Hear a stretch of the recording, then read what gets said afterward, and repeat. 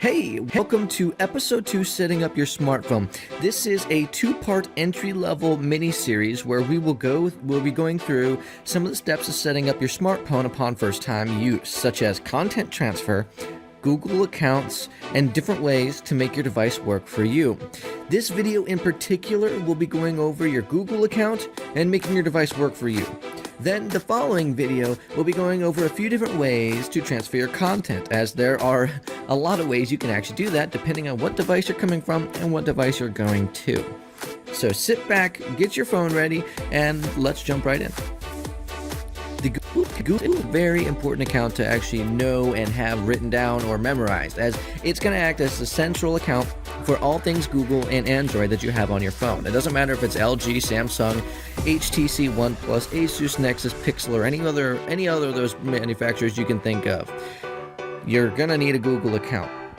So first things first, the easiest way to get to your Google account, if you're already at the home screen, just click on like a Google Play Store, and if you don't have an account, it will automatically prompt you to sign in to an account. If you then have that account, please go ahead, just enter a username and password. If it works, boom, you're in the clear. You can skip a few minutes down the road and go to the next portion of this video. If you don't know your password and you know you have an account, and it's very important that you keep that account, go ahead and click Forgot Password. You click Forgot Password, it will tell you one of two things. The first one, the easiest one, it'll send you a text message and verify automatically, and you can reset your password. If you don't have the whole phone number hooked up to your previous Gmail account, you may have to go through the online portion, which there'll be a website you go follow the instructions, and continue. Moving on.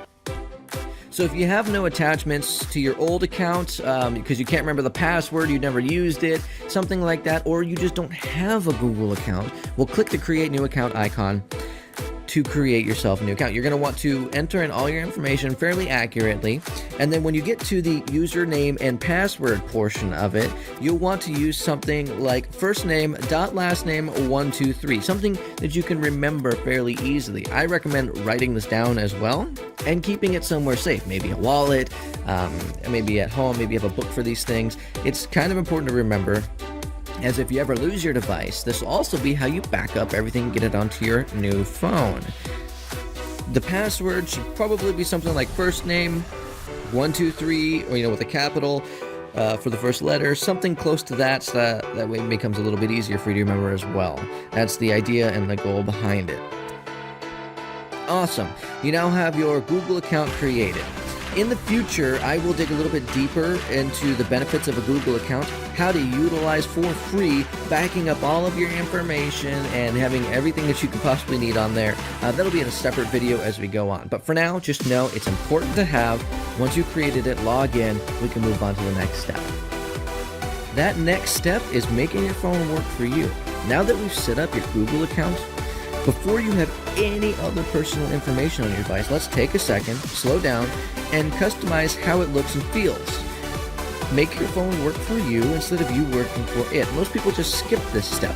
In doing this, you'll make your device easier to use and finding things easier, and spend less time actually running around looking for things on your device that you commonly use. You can add and remove icons. So frequently used apps, you can actually put in folders and make them real easy to find on your home screen. You just tap and hold, and you can move them around, put them wherever you want. You can also put them in folders by holding on the icon, dragging it over another icon until the little folder, it'll appear. Then you just let go, and you can even name it too, which is pretty cool.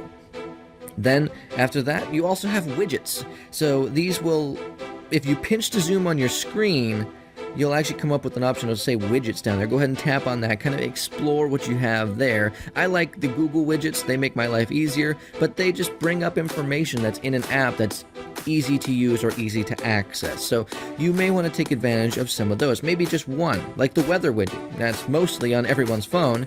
If you ever lose it, that's how you get it back. Those are going to be very easy. As well, don't forget to set up your wallpaper. It may seem simple, but it makes a lot of difference to you. It makes it yours. So you'll pinch to zoom, click on the wallpapers icon, and select which wallpaper you want to use. You can take a photo. If you take a beautiful photo, you can use it right there. So don't forget to do those things. It's a necessary step that a lot of people overlook. Moving on.